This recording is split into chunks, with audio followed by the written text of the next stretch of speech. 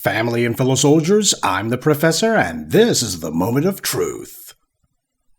I'm not going to call it a tempest in a teapot, though I am going to call it much ado about bluffing. This morning's briefing is a follow-up to yesterday's, and the reason why is the white media is persistent in their insistence that the LA riots of the early 90s were somehow analogous to what's going on now. We have one car burning, that's basically all you got, but the white media is trying to find some sort of false connection. They've been desperately trying and failing. Even the Aryan propagandists, who never miss an opportunity to put one of their clubbed feet in their mouth, had to admit that the LA riots of the early 90s were a lot worse than what's going on now, that there was no comparison between this and that. They had to admit it. They had to admit that the last time a president sent the National Guard to respond to violence on LA streets was in 1992. And under those circumstances, that was at the direct request of Mayor Tom Bradley, Uncle Tom Bradley as I like to call him, and Governor Pete Wilson. And that was what it took to get the National Guard out there then. Today you got Governor Newsom and Mayor Bass saying, "Federales? We don't need no stinking federales." Now these minor acts of disruption that are going on, they just smell like pure astroturf to me. It would not at all surprise me if it was found out that there was some sort of left-leaning entity or sufficiently wealthy individual who decided that because they had absolutely nothing else better to do with their time, they might as well waste their money on this kind of agitprop. It wouldn't surprise me at all. But regardless of whether there's some shadowy forces in the background who are funding this, or whether this is quote-unquote organic, I think we can all agree that it's not that. The reality is, whatever you want to call it, don't call it some national movement. Don't call it some expression of popular will. That's the last thing this is. This is not the battle for Los Angeles. This is a fist fight on Fernando Avenue, okay? This is nothing more than a brawl at the bodega. But that's it.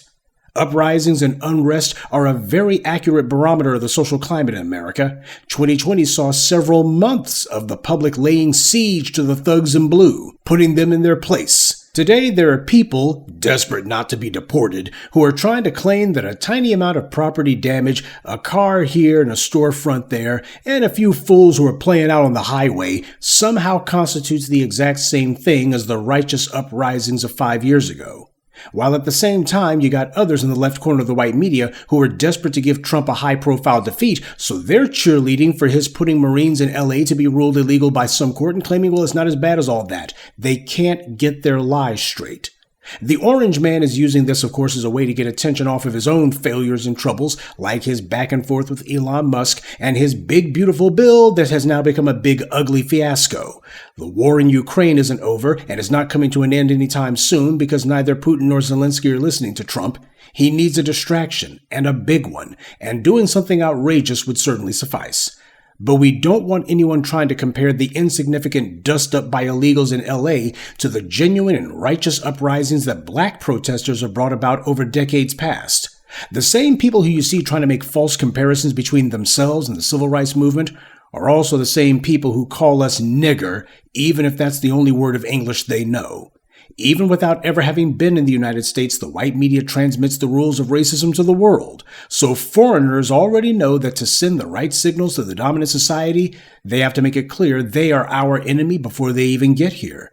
Of course, it also doesn't help that many of them have cultures that practice open, rampant anti-black racism. But of course, as soon as white power slaps them in the face, they start trying to hide behind the coattails of our suffering. Well, we're not going to allow any rewriting of the history books, especially not our chapter, and certainly not by people who have spent decades, if not centuries, running us into the ground. All these pathetic attempts at false comparisons to the LA riots from the 90s, but people are not going to be allowed to say that there's a comparison. One or two cars being set on fire cannot compare to the utter widespread devastation that took place in the city 33 years ago. And there's certainly no comparison between these ICE arrests and the Rodney King beating. Rodney King was a citizen who police pulled over and violently assaulted for no reason other than that they could. Obviously, this wasn't the only time that the police had assaulted a citizen, certainly not in LA. Police did it all the time, but the white media did their job as the propaganda arm of white supremacy, and they told bald-faced lies to protect the enforcement arm of white supremacy, the police. But with the advent of consumer video cameras, that meant that now the ability to record these crimes was no longer solely in the hands of a local TV station, usually who's in bed with the cops. And that's the reason that the whole world saw what the police had been doing all along. And they also saw how prosecutors would use their position to throw cases, which is what they did when it came to the county case against those thugs. The city was outraged, and rightly so, and it burned, and rightly so. The police egregiously broke the law when they assaulted Mr. King. The people ICE are going after, on the other hand, they're the ones who broke the law. You can't make any sort of comparison. Yeah, a guy like Albrego Garcia, he was also a motorist like Rodney King, but unlike King, Garcia was not assaulted by the police. He was not violently beaten for minutes on end and didn't have his life repeatedly threatened by the thugs in blue and their pals. And on a side note, Albrego Garcia has actually returned to the United States. Those protests and the phony outrage on his behalf resulted in the outcome that he wanted. Now, that didn't happen with Rodney King. In fact, at this point, Garcia is now facing charges for human trafficking in the U.S., so the bleeding hearts who were so worried about the guy, you can dry up now. He's back in the U.S., a country that he is not a citizen of, which he illegally entered, and he was illegally residing in, and after he faces trial, he'll be sent back home, which is El Salvador, not the United States. The lie of illegal immigration is that these people are fleeing oppression and fleeing repression in their home countries. Nothing could be further from the truth. It's all economic migration. And what they've learned is just to say whatever they have to in order to quote-unquote qualify for asylum. Once you get in the country, they'll go ahead and tell you that you're supposed to show up for a court date so they can decide what to do with you. But of course, nothing will be done if you refuse to show up at all. And that's what's been going on for decades on end. Now, why do we have all of this rampant illegal immigration going on? The problem here is a failure of citizenship. Instead of fleeing these countries, these people need to be taught to exercise some of that alleged superior work ethic they keep claiming to have and put it to use cleaning up their home countries and standing them on their feet. People can say what they want about that Bukele character. I'm certainly no admirer, but you have to give the devil his due. He took a country that had been drowning in its own blood, taken over by criminals and gangs, and he got those reprobates under control. And the streets of El Salvador, if not totally safe, at the very least, are finally, for the first time in decades, not a shooting gallery anymore. Yes, his measures were draconian, but the situation down there was dystopian. The gangs weren't hard to find at all. They operated openly. But what wasn't happening was enforcement of the laws on any appreciable level. Bukele recognized this for the cultural failing that it was, and he addressed it. In fact, Bukele's efforts have been so successful to the point, as I said in a previous video, people who had fled El Salvador because of all of the violence there are now planning to come back. And you know what? Albrego Garcia ought to be one of them. Make no mistake, all of this stuff that we see going on in Los Angeles right now, it's almost certainly astroturf. It certainly smells that way. But regardless, the one thing that it isn't is some expression of mass dissent. It's not the American people who are having an uprising. It's a handful of criminals and illegal aliens who are terrified at the prospect that the free ride is over.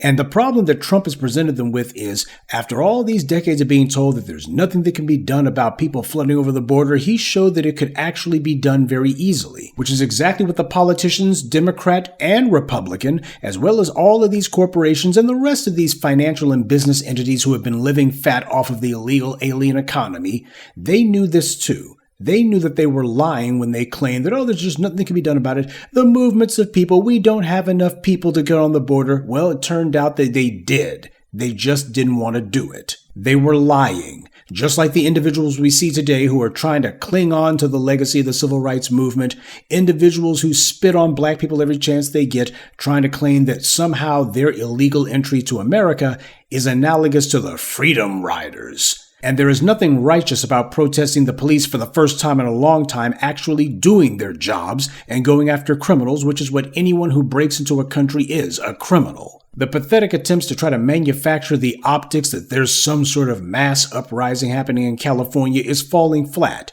People aren't going for it. And the worst part is, even if they did believe it, as far as they're concerned, that would be a small price to pay in order to clean up the streets. That would actually get people to say, geez, if this is what's going on, let ICE go ahead and round up everybody who's not supposed to be here. But we as black people have to make sure that nobody's allowed to muddy the waters, that nobody's allowed to make any false claims, because one of the things that's going to be happening is you can bet that you're going to have a few slimy, slithering scumbags from the Congressional Black Talkers or some other bought and paid for Negroes for the DNC who are going to be claiming that because they're black, well, they're going to give cover to the illegal aliens and say that, oh, what it is that ICE is doing, this is just like Bull Connor back in the 60s. That's what they'll be doing. Or they'll be making some other sort of asinine comparison that has no basis. During the LA riots, it wasn't black people who were the main ones taking part in any looting. It was people like the ones who come from south of the border. They were the ones who were the main people breaking into stores and running off with consumer electronics and other things. They were the ones profiting in all kinds of ways off of an uprising that was the result of black suffering that we have endured all along. Well, it's time for that to stop. Everyone is going to have to stand up for themselves and stand on their own 2 feet. There will be no dragging us into somebody else's argument. Black Americans are law-abiding citizens. We have been denied the rights that we fought and bled and died for, while everybody else is allowed to saunter into this country on a song, and they're allowed to enjoy all that stuff from day one. No, we're not going to be getting out there waving any flags for the Orange Man, or otherwise singing the praises of Tom Holman or Kristi Noem or the rest of that gang of reprobates. And for the Black-Brown Alliance dead-enders who at this late date are still trying to tell us that we need to stick up for the illegal aliens because they think we have something in common with criminals breaking into the country, well, my answer to them is we are supporting these illegal aliens. The exact same way they've always supported us. Good day, and be one. I'd like to take a moment to mention some of our contributors. John Harvin, Sakina Collins, Abram Pruitt, Rebellious Zoe, and Zachary Jenkins. Salute to them and thank you to everyone for listening, liking, and sharing this message. Black empowerment only exists because of you.